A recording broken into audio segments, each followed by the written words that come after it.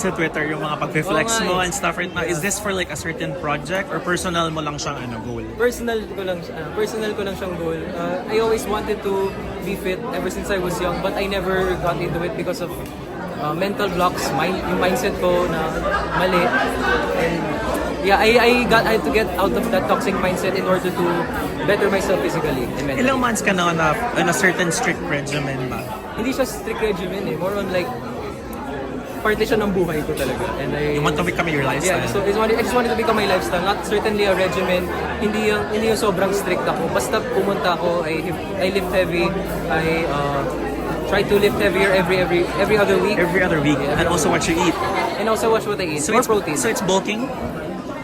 Kind of bulking, pero more maintaining. Maintain the bulk, something like that. So makikita na ng mga fans mo ito sa summer. Yung pinaghirapan oh yeah, mo. oo nga eh. Saan? I hope- Grand unveiling. baka may unveiling. Depends on how things go in my fitness journey. Pero so far right now, I'm very happy with what I'm doing. To work out together? Minsan lang, kasi taga-Pasig siya, taga-Paranaque. So hindi ako makakabunda dyan minsan or workout with her. Kasi yung gym niya iba, tapos yung gym ko iba din.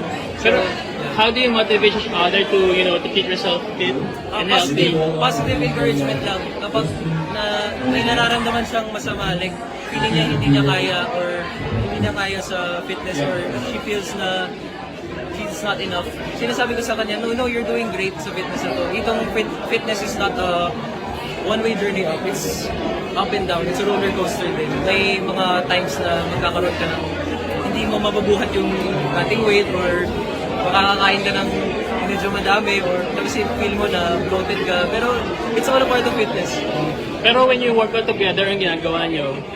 Calisthenics or calisthenics. Ayun.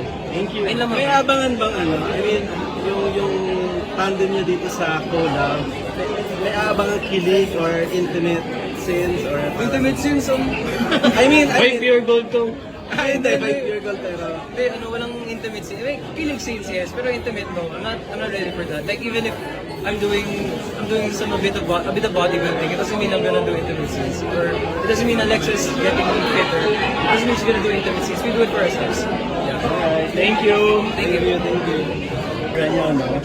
Actually, alam niyo po, it's been something I've been trying to do since 2023.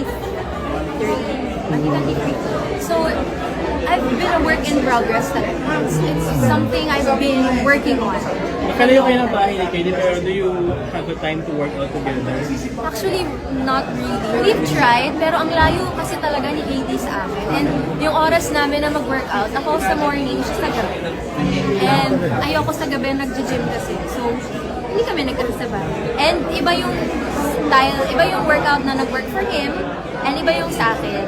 So, focus na lang ako sa... Yung gym din naman is like me time for me. Pero how do you motivate each other to keep yourself fit?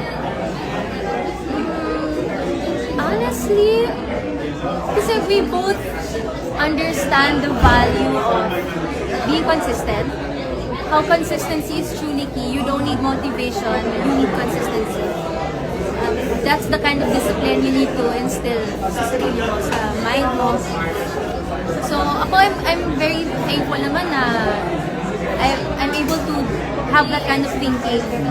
So, andun lang kami, like, whenever we go to the gym, lagi lang na, hey, good job, you did it. Even if you didn't want to, you did it, good job. Parang mga ganun lang.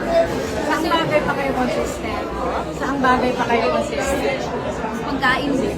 Kain ka? Mahilig din kami kumain, sobra. Kaya din siguro extra push din mag-workout kasi I really love to eat. We love such big foodies, super foodies talaga. Kasi that's how we enjoy life. Pero wala ka namang... Ay, salamat po. Yun nga, maraming ginagawa para makontra